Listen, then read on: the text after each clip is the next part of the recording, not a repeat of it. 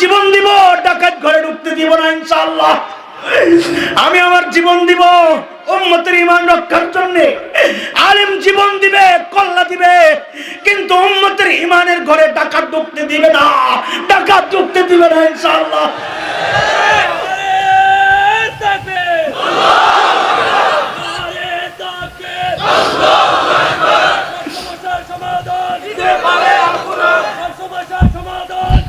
এরে দোস্ত, আমরা তো ক্ষমতা চাই নাই।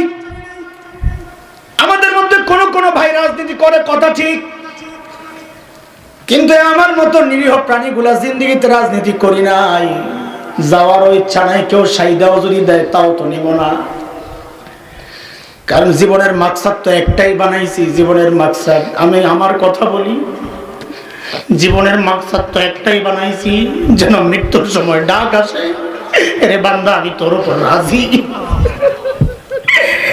দুনিয়ার তো জীবনের মাকসাদ বানাই নাই। কসম আল্লাহ, ওই সংসদ তো আমার জীবনের মাকসাদ না, ওই ক্ষমতায় যাওয়া তো আইয়ুবের মাকসাদ ছিল না। জালেমদের বিরুদ্ধে প্রতিবাদ, এটাই তো আমাদের অপরাধ। কিন্তু করব কি, করব কি, করব কি? নবীর মহব্বত কলিজায় ঢুকে গেছে, করব কি? নবীর বেইজ্জতি বরদাস্ত হয় না, করব কি? আল্লাহর দ্বীনের বেইজ্জতি বরদাস্ত হয় না, করব কি? কলিজায় যে মায়া ঢুকে গেছে, করব কি? উম্মতের মায়া যে ঢুকে গেছে, করব কি? করব কি? আল্লাহ কেমনে বুঝাইলে বুঝবা আমরা তোমাদের শত্রু না? কেমনে বুঝাইলে বুঝবা? আমরা দেশের শত্রু না, মাটির শত্রু না, স্বাধীনতার বিরোধী না, বরং যার মধ্যে ঈমান যত তাজা তার মধ্যে দেশপ্রেম তত তাজা। কথা ঠিক কিনা? আরে এই জমিনে ঈমানদার যতদিন থাকবে স্বাধীনতা থাকবে। এই জমিনে কওমি মাদ্রাসা যতদিন থাকবে স্বাধীনতা থাকবে, কওমি থাকবে না, স্বাধীনতা থাকবে না। এটাই তো ইতিহাস, এটাই তো ইতিহাস। আমার আকাবিররা স্বাধীনতা এনেছেন, আমরা রাখবো ইনশাআল্লাহ। আমাদেরকে শত্রু ভাইব না, আমরা কারো ক্ষমতার বিরুদ্ধে না। কে ক্ষমতায় আসলো, কে গেল, এগুলা নিয়ে আমাদের কোনো টেনশন নাই, কোনো চিন্তা নাই। আমরা শুধু একটাই চাই, আল্লাহর জমিনে আল্লাহর বিরোধিতা কেউ করবে না। আমরা একটাই চাই, নবী প্রেমিকদের এই জমিনে আমার নবীরে কোনো কুলাঙ্গার গালি দিতে পারবে না। আমাদের একটাই চাওয়া, নবীর খতমে নবুয়তের মুকুটে কেউ হাত দিবে না। নবীর খতমে নবুয়তের মুকুটে হাত দেয় যদি কোনো কুলাঙ্গার, ওই হাত কুড়িয়ে দিতে কোনো দ্বিধা করবো না ইনশাআল্লাহ, দ্বিধা করবো না ইনশাআল্লাহ। আল্লাহ কবুল করে। আল্লাহ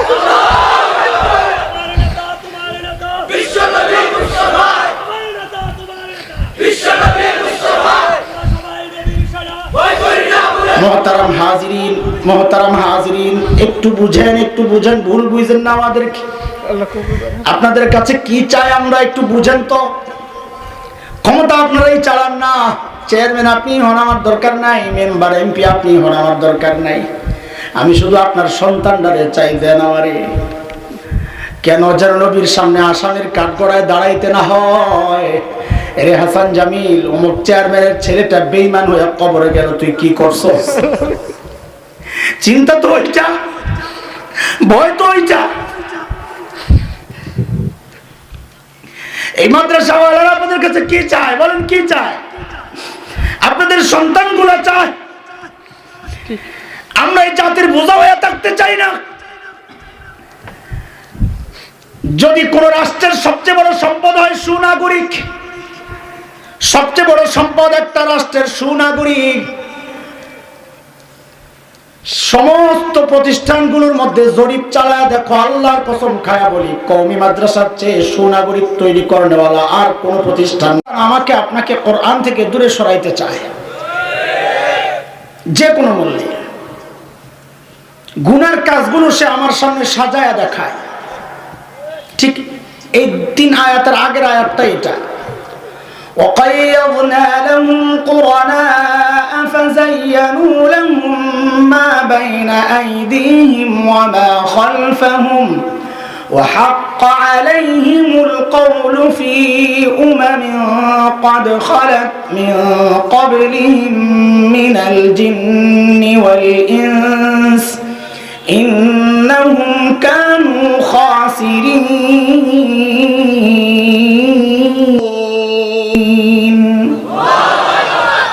শয়তান গুনাহকে সুন্দর করে দেখায়। আল্লাহর হুকুম হচ্ছে চোখ নিচে করা। কার হুকুম? নারী পুরুষ যেন চোখ নিচে করে। সূরা নূর 30-31 দুই আয়াতে, 31-30 আয়াতে পুরুষদেরকে, 31 আয়াতে নারীদেরকে। কুল লিল মুমিনিনা ইয়াগুদ্দু মিন আবসারিহিম, 31 আয়াত। ওয়া কুল লিল মুমিনাতি ইয়াগুদ্দুনা মিন আবসারিহিম। নিচে নামাও দৃষ্টি। কেন? হাইওয়ে রোডে গাড়ি যখন দুইটা ক্রস করে একটাকে আরেকটায়, তখন হেডলাইট গুলো জ্বালানো থাকলে কেউ কাউরে দেখে না। গাতায় পড়তেছে না, গাড়ির মধ্যে গাড়ি লাগতেছে বোঝা যায় না, পুরা হেডলাইট। তখন ড্রাইভারদের নিয়ম হইলো লাইটটারে নামায় দেওয়া, তো সবাই সবাইকে দেখবে, দুর্ঘটনা হবে না। আল্লাহ তাআলা যেন তাই বলতেছে, না আমার বান্দা বান্দিরা, যখন নারী পুরুষ একজন আরেকজনকে ক্রস করবা তো হেডলাইট গুলো নামায়া দিও, তাহলে দুর্ঘটনা হবে না। আল্লাহর হুকুম হলো এটা। আর শয়তান আমাদের মধ্যে সুন্দর করে সাজায় দেখাইছে কি, ক্রাশ খাইছে। কি খাইছে দেখছেন নি কারবার? আল্লাহ কয় গুনাহ, নবী কয় আন-নাযরু সাহমুম মিন মাসমুমুন মিন সিহামি ইবলিস। এই কুদৃষ্টি, এটা হচ্ছে শয়তানের যতগুলো তীর আছে, তীর, এর মধ্যে সবচাইতে ভয়ঙ্কর তীর হচ্ছে এটা, কারণ এটার মধ্যে বিষ মাখানো। মানে কি বিষ মাখানো? মানে কি বিষ মাখানো? মানে হচ্ছে এমনি নরমাল তীর যদি গায়ে বিদ্ধ হয় তো যতটুকু লাগছে কাটছে অতটুকুই ব্যথা, মলম লাগায় দিলে এই জায়গা ভালো হয়ে যাবে। কিন্তু যদি বিষ মাখা হয়, রক্ত দৌড়ায় বহুত স্পিডে, ওই রক্তের দৌড়ের সাথে ওই বিষ মাখা রক্ত সারা শরীরে ছড়ায় যাবে মুহূর্তের মধ্যে, গোটা শরীরটা বিষাক্ত হয়ে যাবে। ঠিক কুদৃষ্টি এটাও শয়তানের বিষাক্ত তীর। বলে মানে কি? বলে মানে হচ্ছে এর মাধ্যমে গোটা শরীরের গুনাহ করার যতগুলো জায়গা আছে সমস্ত জায়গাগুলো গুনাহ করার জন্য উৎসাহিত হয়ে যায়। হাত গুনাহ করতে চায়, কান গুনাহ করতে চায়, জবান গুনাহ করতে চায়, ব্রেন কল্পনা তাও গুনাহ করতে চায়, অন্যান্য অঙ্গ প্রত্যঙ্গ সব গুনাহ করতে চায়। কেন? পুরো শরীরে গুনাহ করার ইচ্ছা জেগে গেছে। বুঝে আসছে কথা? আল্লাহ বলতেছেন, নবী আলাইহিস সালাম বলতেছেন, পুরুষরা কাপড় টাকনুর উপরে উঠাবে। কোথায়? মা আসফালা মিনাল কাবাইনি মিনাল ইজারি ফিন্নার। যার কাপড় টাকনুর নিচে সে জাহান্নামে। কে বলেছেন? নবী আলাইহিস সালাম। শয়তান বানাইছে কি, কয়ডারে টাকনুর নিচে নিলে হলো ফ্যাশন। কিরে ফ্যাশন দেখছেন নি কারবার? নবী আলাইহিস সালাম হুকুম করছেন কাসসুস শারিব ওয়া ফুল্লুহা, মুছ কাটো, দাড়ি ছাড়ো। নবীর হুকুম হলো মুছ কাটো, দাড়ি ছাড়ো। শয়তান আল্লাহরে কয়, আল্লাহ আমার কিন্তু একটা স্পেশাল টার্গেট আছে। বলে কি? কয় আপনার বান্দার মধ্যে সৃষ্টির পরিবর্তন আনবো। সৃষ্টির পরিবর্তন? বলে এটা আবার কি? وَلَأُضِلَّنَّهُمْ وَلَأُمَنِّيَنَّهُمْ وَلَآمُرَنَّهُمْ فَلَيُبَتِّكُنَّ آذَانَ الْأَنْعَامِ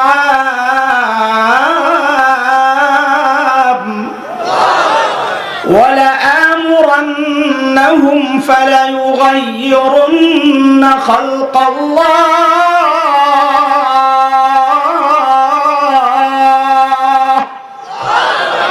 সৃষ্টির পরিবর্তন বলে এটা কি?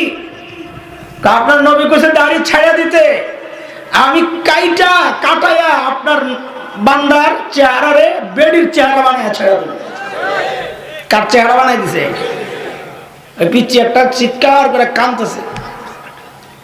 এক বড় দাড়িওয়ালা হুজুর গেছে দৌড়ে ধরার জন্য, পিচ্ছি দিছে আরো চিৎকার। ঘরে তো দাড়িওয়ালা দেখে না, দাড়িওয়ালা দেখলে ডরায়। পাশে ছিল এক লোক দাড়ি ছাড়া, হুজুর দেখতে পারে না, পাইছে সুযোগ। হুজুর দেখলেন তো, আপনার ঘরে দেখলে জঙ্গিরাও ডরায়, পিচ্ছিরাও জঙ্গি করে দেখলে ডরায়। হুজুর কি কম চালাক? হুজুর করে মানুষ মনে করে ব্যাককল। আরে যার সিনায় কোরআনের ইলম সে ব্যাককল না। ব্যাককল তো তুমি আসমানি ইলম পাও নাই। হুজুর আস্তে করে বলে দিছে, তোমার কাছে গেছে কান্না থামছে, তুমি মনে করছো আমার দিকে ডরাইছে, মিয়া তোমার আম্মা মনে করছে।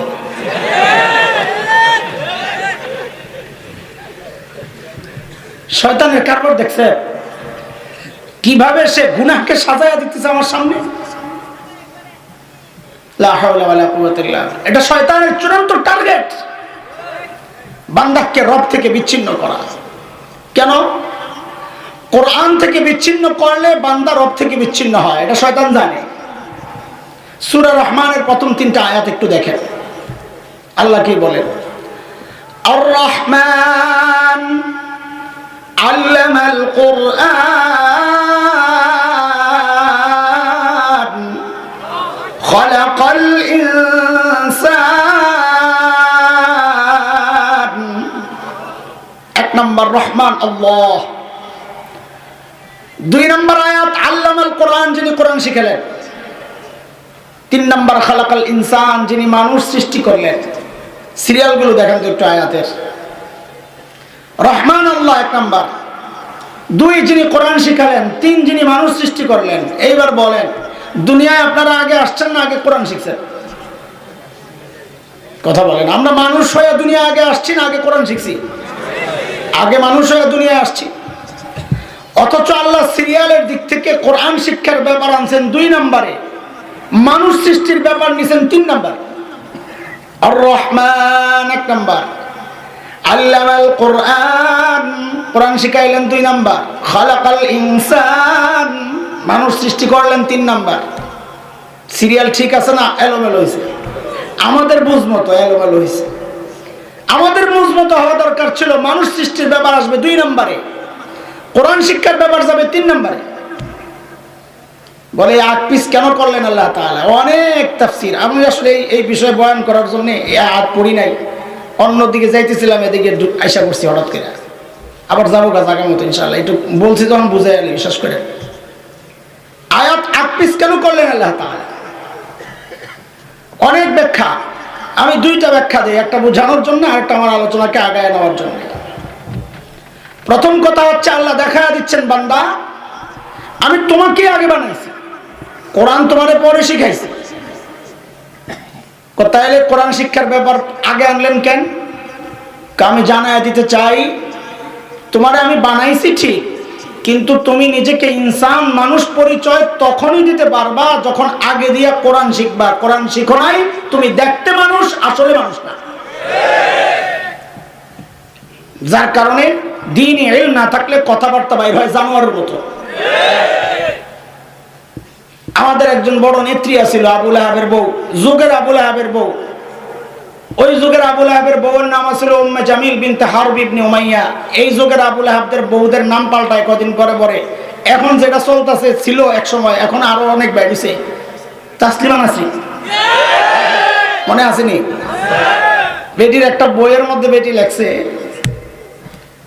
এই পেট আমার, দেখেন কি জঘন্য কথা, আমার পেটের মধ্যে আমি যেখান থেকে খুশি সেখান থেকে সন্তান নিব, কার কি বলার আছে? আপনারা কোন নাউজুবিল্লাহ, আমি কি ঠিকই কইছি? বেটি, ওই বেটি এই কথা বলার কারণেই তো আল্লাহর কোরআনের সিরিয়াল বুঝে আসছে।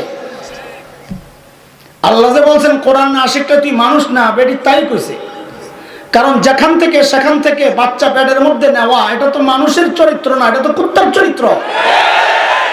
অবুঝায়া দিছে আমি দেখতে মানুষ, আসলে মানুষটা আমি আস্তে একটা কুত্তি। এই এক ব্যাখ্যা। 2 নম্বর ব্যাখ্যা, আয়াতগুলোকে উপর থেকে নিচের দিকে সাজান। উপরে আর রহমান, মাঝখানে আল্লামাল কোরআন, নিচে খালাকাল ইনসান। আল্লাহ বলেন, বান্দারে আমি রহমান উপরে, তুমি ইনসান নিচে। আমি রহমান উপরে, তুমি ইনসান নিচে। আমি রহমানের রহমত যদি তুমি ইনসান মানুষ পর্যন্ত আনতে চাও, দুনিয়ার কোন তন্ত্রে মন্ত্রে কাজ হবে না, কোন ইজমে কাজ হবে না, রাস্তা একটাই, রহমান আর বান্দার মাঝখান দিয়া কোরআনকে ঢুকায়া দাও। কোরআন ছাড়া মালিকের সাথে সম্পর্ক করার আর দ্বিতীয় কোনো রাস্তা নাই। এই জন্য আল্লাহর হাবিব সাল্লাল্লাহু আলাইহি ওয়াসাল্লাম থেকে আজ পর্যন্ত বান্দাকে মালিকের সাথে জুড়ে রাখানোর জন্য শয়তানের টার্গেট হলো বান্দাকে মালিক থেকে দূরে সরানো, আর নবী আলাইহিস সালাম আর তার ওয়ারিসদের টার্গেট হলো বান্দাকে মালিকের সাথে জুড়ে দেওয়া। উলামায়ে কেরামের টার্গেট কি করে? উলামায়ে কেরামের টার্গেট কি বলেন? বান্দাকে মালিকের সাথে জুড়ে দেওয়ার জন্য নবী আলাইহিস সালাম থেকে আজ পর্যন্ত এই রাস্তাটা এত সহজ রাস্তা ছিল না দোস্ত। রাস্তা বড় কঠিন রাস্তা পাড়ি দিয়ে পর্যন্ত আসছি, চলতেছে। আল্লাহর হাবিব ও কোরআন আমার আর আপনার পর্যন্ত এত সহজে পৌঁছান নাই, কষ্ট করছেন।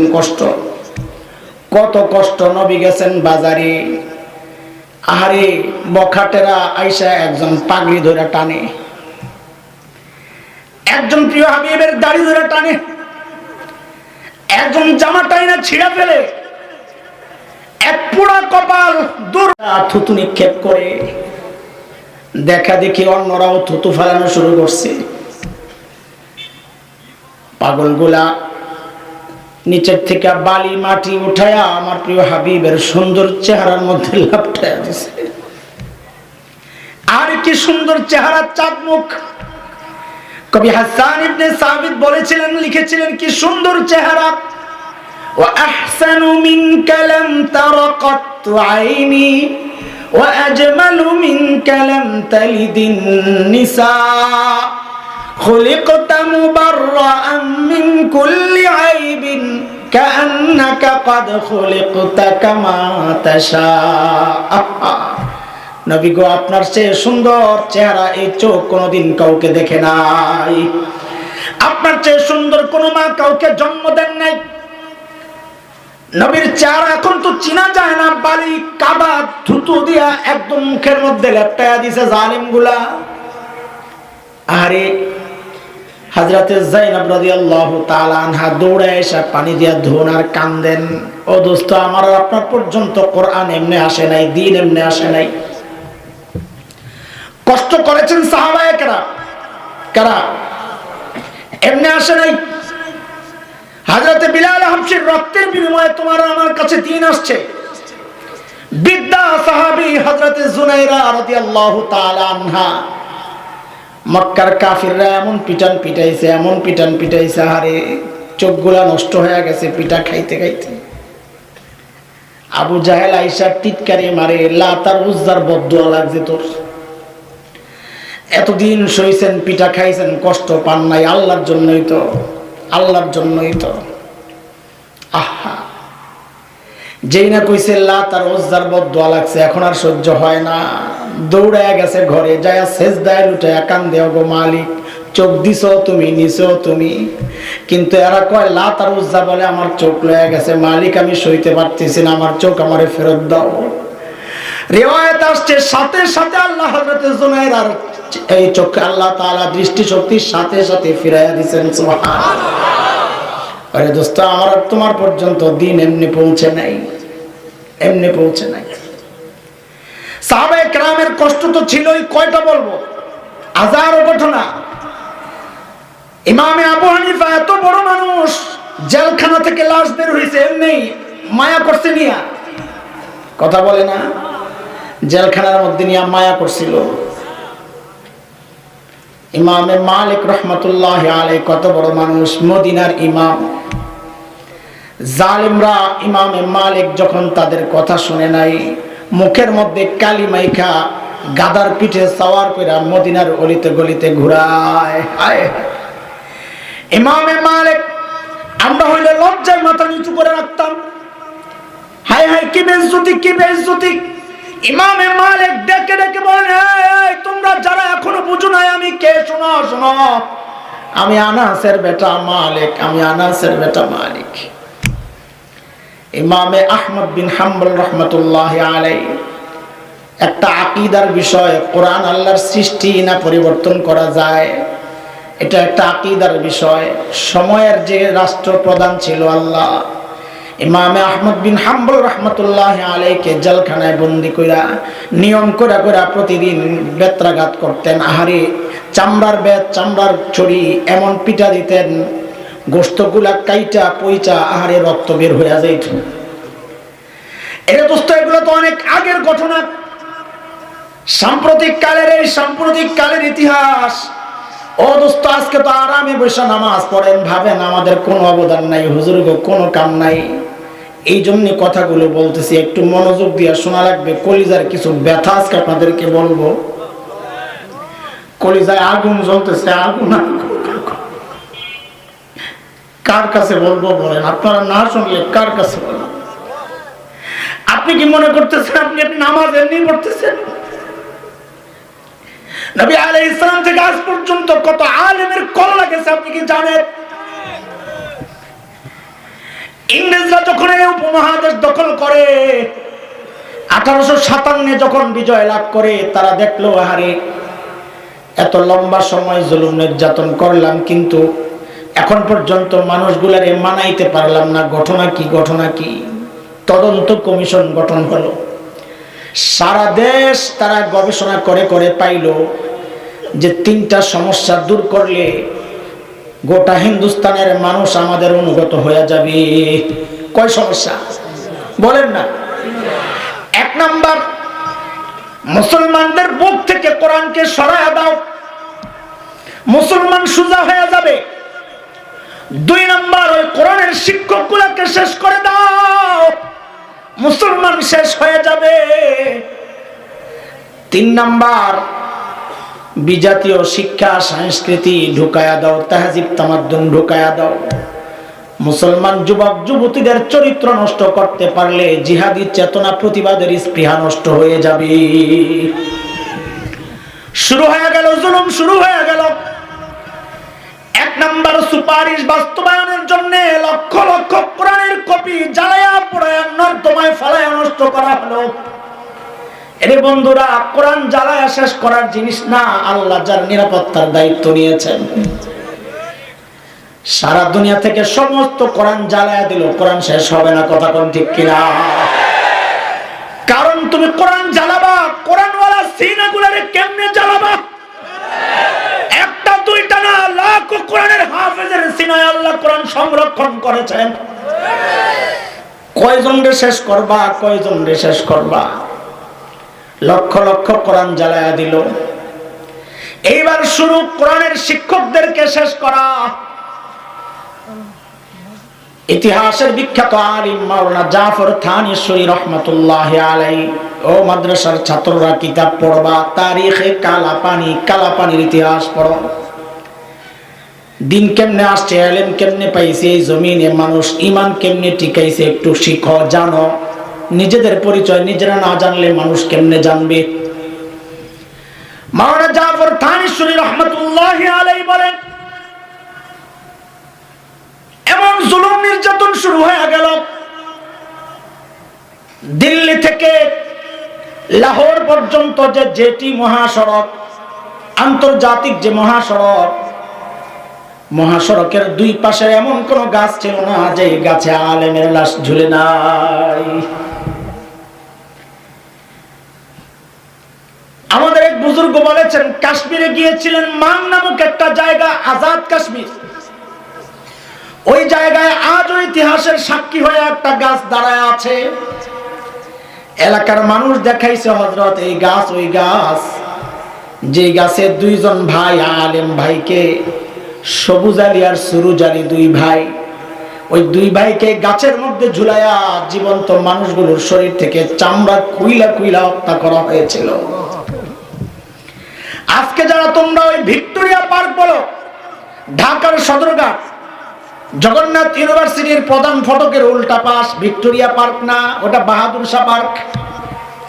এটা ইতিহাসের সাক্ষী। বাংলাদেশের লাখো হাজারো আলেমকে ওই পার্কের গাছের মধ্যে ঝুলাইয়া ঝুলাইয়া হত্যা করা হয়েছে। কাদের ওসিলায় স্বাধীনতা পাইছো টের তো পাও না, সিন্নি কাদের ওসিলায় খাও টের তো পাও না। রক্ত শুধু দিয়েছেন তাই না, দেশ রক্ষায়, মানচিত্র রক্ষায়, ঈমান রক্ষায় যদি আরো রক্ত দরকার হয় রক্ত দিতে প্রস্তুত ইনশাআল্লাহ, রক্ত দিতে প্রস্তুত ইনশাআল্লাহ।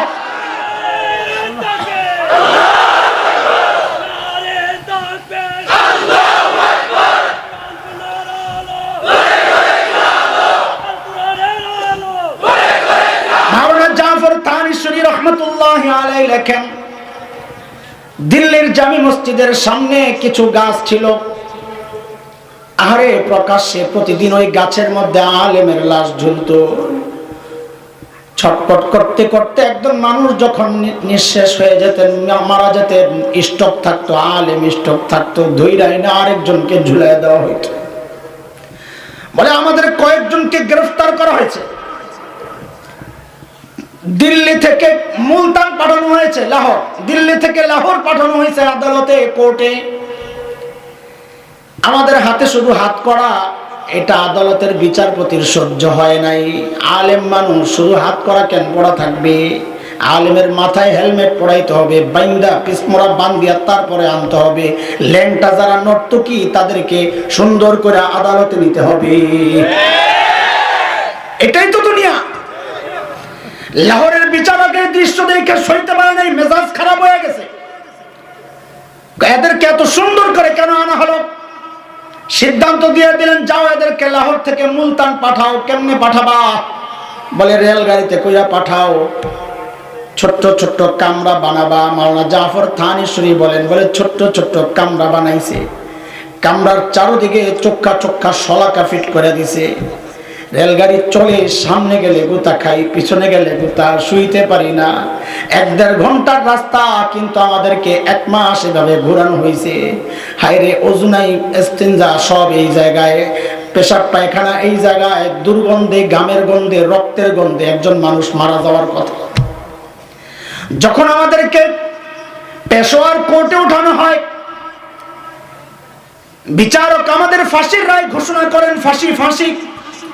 যেই না ফাঁসির রায় ঘোষণা হইল, সবাই খুশিতে আনন্দে চিৎকার করে উঠল, আল্লাহু আকবার, আল্লাহু আকবার, আল্লাহু আকবার। বিচারক বলে, আরে এগুলো কোন পাগল? ফাঁসির রায় শুনে কেউ আল্লাহু আকবার বলে নাকি? এই পাগল, কেন আল্লাহু আকবার বলো? মাওলানা জাফর থানেশ্বরী বলেন, আল্লাহু আকবার কেন বলি জানুনি? আমাদেরকে ফাঁসি দেওয়ার সাথে সাথেই তো আল্লাহর হাবিবের সাথে সাক্ষাৎ হয়ে যাবে। আরে বিলাল হাবশির গল্প শুনো নাই তোমরা? বিলাল হাবশির গল্প শুনো নাই? অসুস্থ বিলাল, কালো বিলাল, মৃত্যুর আগে চেহারা একদম মলিন, বুঝাই যায় বড় কষ্টে বিলাল। মৃত্যুর ঠিক আগ মুহূর্তে বিলাল হাসতেছে, চেহারার মধ্যে আনন্দের ঝিলিক। লোকেরা জিজ্ঞেস করে, বিলাল কি হইল তোমার, এত আনন্দিত কেন? হযরত বিলাল বলেন, গাদান নালকা মুহাম্মাদান ওয়া আসহাবা। আরে কালকে তো আমি প্রিয় হাবিব আর তার সঙ্গীদের সাথে যায় সাক্ষাৎ করব। শাহাদাতের মৃত্যু যারা পায় তাদের যে কি আনন্দ! কেন? কারণ কি জানে? হায় হায় হায়। হযরত থানভী বলে, দেখো মিশরের মেয়েরা হযরত ইউসুফের সৌন্দর্য দেখছে না, দেখে পাগল হয়েছিল, তাই না? হযরত ইউসুফ তো দেখার নাই, তিনি তো নিচের দিকে তাকায় রয়েছে। তো দেখাটা কয় পক্ষের হয়েছে বলেন না? কয় পক্ষের? এক পক্ষের দৃষ্টিতে মেয়েগুলো এত পাগল হয়ে গেছে, কোরআন বলে, وقطعنا أيديهم وقلنا حاش لله ما هذا بشرا إن هذا إلا ملك كريم। কোন মানুষ না, মানুষ না। হাত তো কাটতেছে, খবর নাই, হাত কাটতেছে, খবর নাই, ব্যথা লাগে না, ওই সৌন্দর্যে পাগলে তাকায় রয়েছে। কয় পক্ষ? বান্দা যখন শাহাদাতের মর্যাদা লাভ করে তখন কিন্তু দৃষ্টি আর এক পক্ষের থাকে না, বান্দাও দেখে মালিকের রহমত, মালিকও তাকায় থাকে, দুই পক্ষের দৃষ্টি বিনিময় হয়, কষ্ট আর কোথায় থাকবে, জান্নাতে যাওয়ার জন্য পাগল হয়ে যায়। আদালত সিদ্ধান্ত দিল না, এই পাগলদের ফাঁসি দেওয়া যাবে না, ফাঁসি দিলে যারা আনন্দিত হয় এদেরকে ফাঁসি দেওয়া যাবে না। বলে কি করা লাগবে? বলে ওই যে কালা পানি দ্বীপ আছে ওই জায়গায় পাঠায় দাও, মৃত্যুর আগ পর্যন্ত নির্যাতন চালাইতেই থাকো, চালাইতেই থাকো।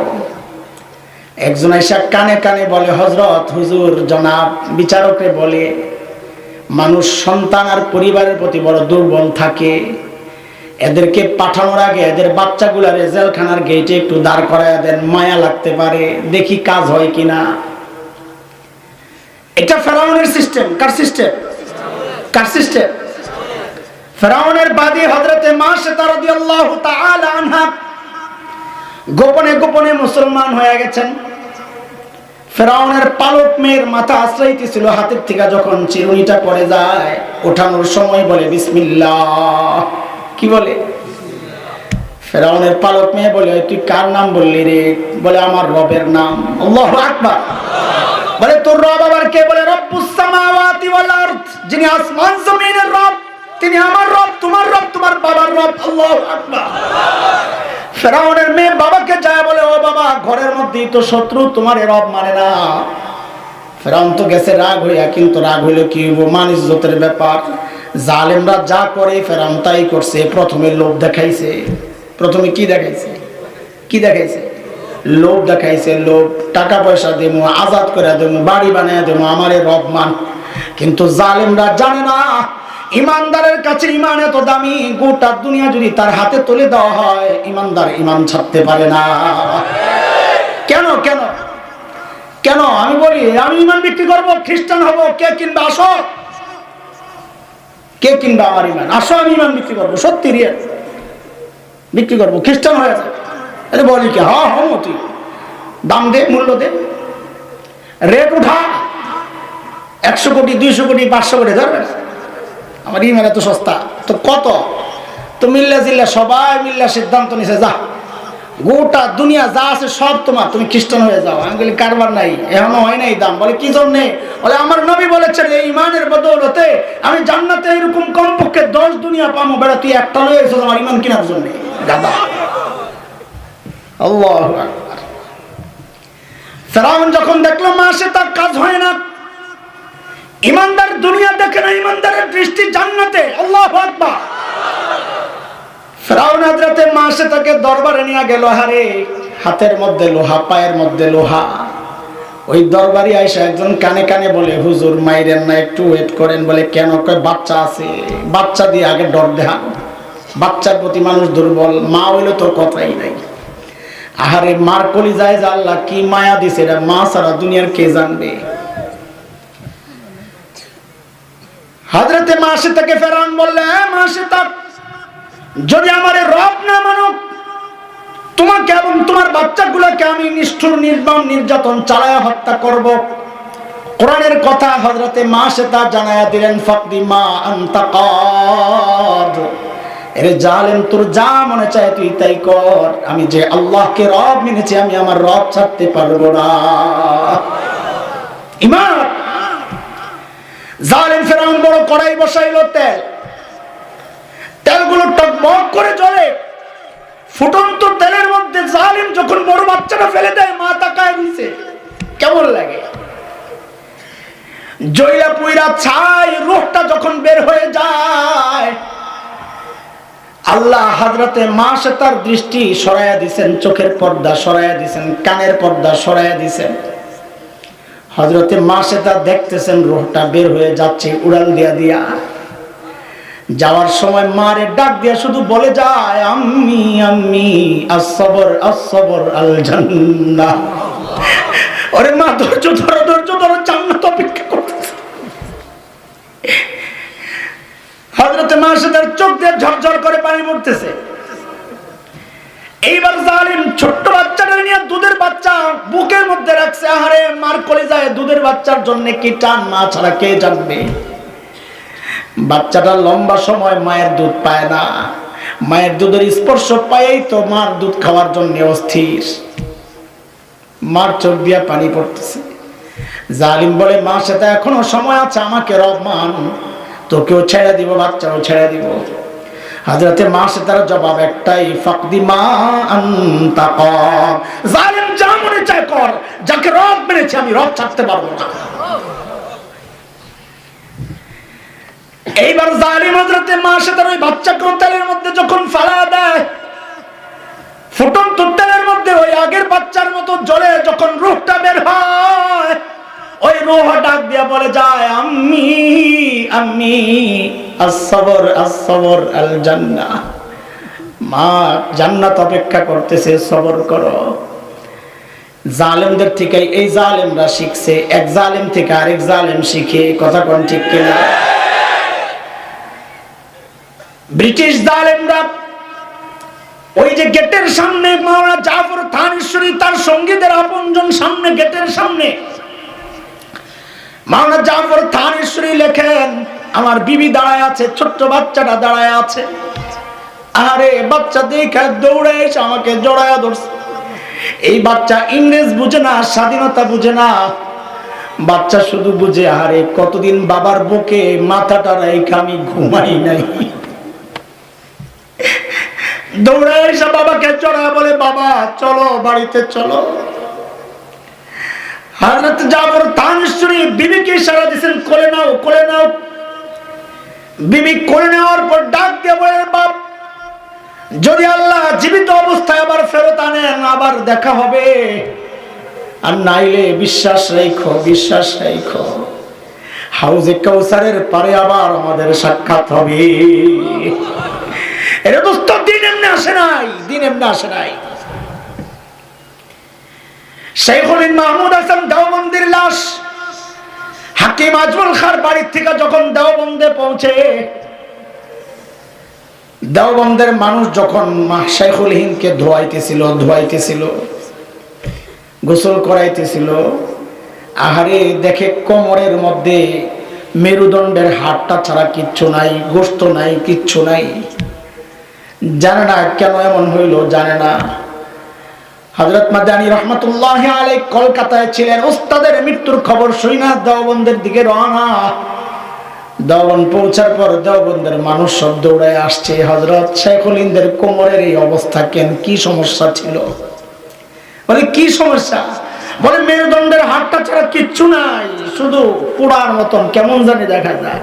শেখুল হিন্দ আরে আউমাউ করে কান্না শুরু করছে। আরে আমার ওস্তাদের কথা কাউরে বলা নিষেধ ছিল।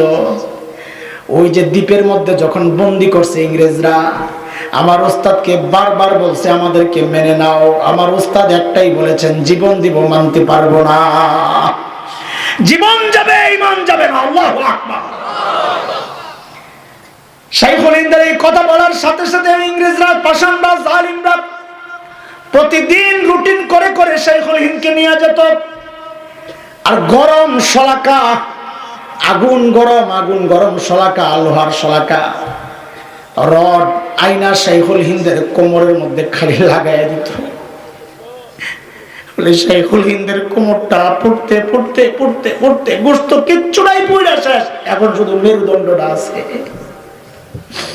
এটা দোস্ত আমার আর তোমার পর্যন্ত ঈমান এমনি আসে নাই। মনে করছে মাদ্রাসাওয়ালারা বড় আরামে থাকে, তাই মনে করো তোমরা? হ্যাঁ, তোমরা মনে করো আমাদের আর কোনো কাম কাজ নয় জন্য মাদ্রাসায় থাকি? আরে আমার কথাই শোনো, আমার কথাই শোনো।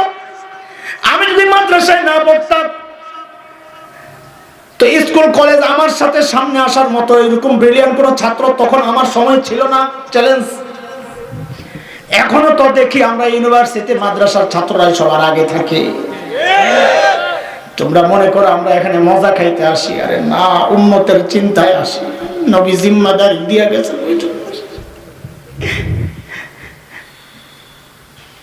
তুমিও যখন ঘুম থেকে ওঠো না, এই মাদ্রাসার উস্তাদরা তখন এই বাচ্চাগুলারে উঠায়।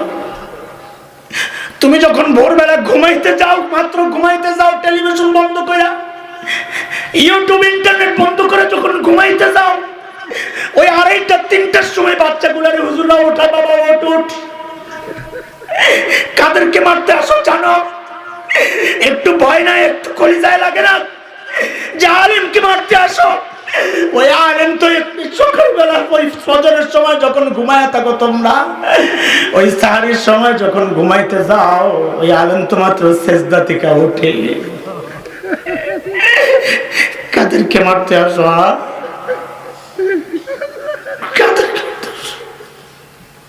আমি আমার জীবন দিব, ডাকাত ঘরে ঢুকতে দিব না ইনশাআল্লাহ। আমি আমার জীবন দিব উম্মতের ঈমান রক্ষার জন্য। আলেম জীবন দিবে, কল্লা দিবে, কিন্তু উম্মতের ঈমানের ঘরে ডাকাত ঢুকতে দিবে না, ডাকাত ঢুকতে দিবে না ইনশাআল্লাহ।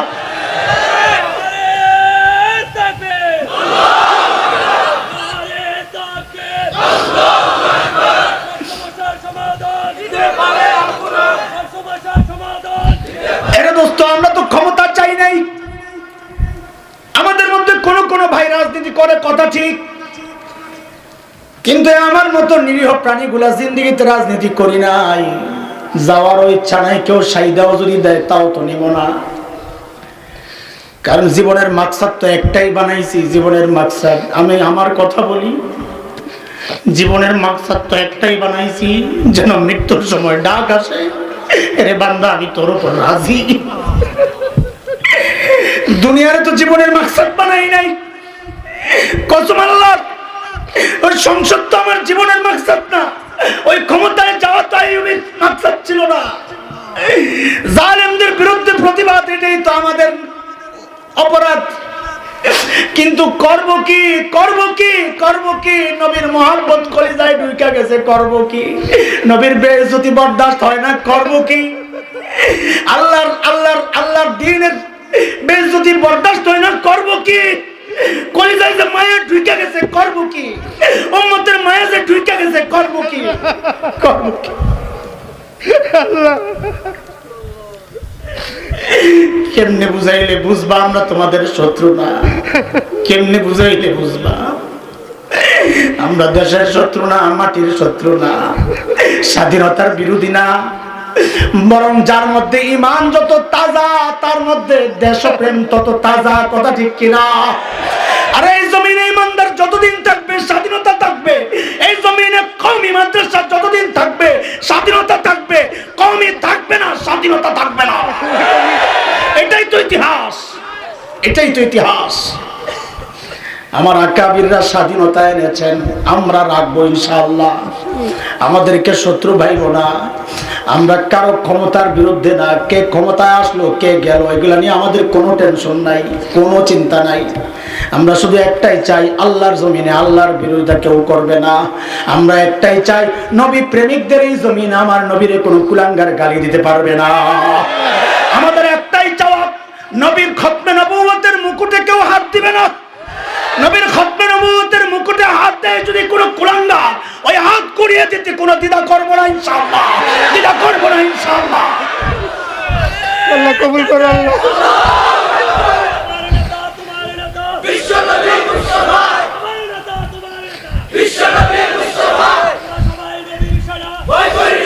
মোহতারাম হাজিরিন, মোহতারাম হাজিরিন, একটু বুঝেন, একটু বুঝেন, ভুল বুঝেন না আমাদেরকে। আপনাদের কাছে কি চাই আমরা একটু বুঝেন তো। ক্ষমতা আপনারাই চালান না, চেয়ারম্যান আপনি হন, আমার দরকার নাই, মেম্বার এমপি আপনি হন, আমার দরকার নাই। আমি শুধু আপনার সন্তানটারে চাই, দেন আমারে। কেন যেন নবীর সামনে আসামের কাঠগড়ায় দাঁড়াইতে না হয়। এরে হাসান জামিল, অমুক চেয়ারম্যানের ছেলেটা বেঈমান হয়ে কবরে গেল, তুই কি করছস? চিন্তা তো ওইটা, ভয় তো ওইটা। এই মাদ্রাসাওয়ালারা আপনাদের কাছে কি চায় বলেন? কি চায়? আপনাদের সন্তানগুলো চায়। আমরা এই জাতির বোঝা হয়ে থাকতে চাই না।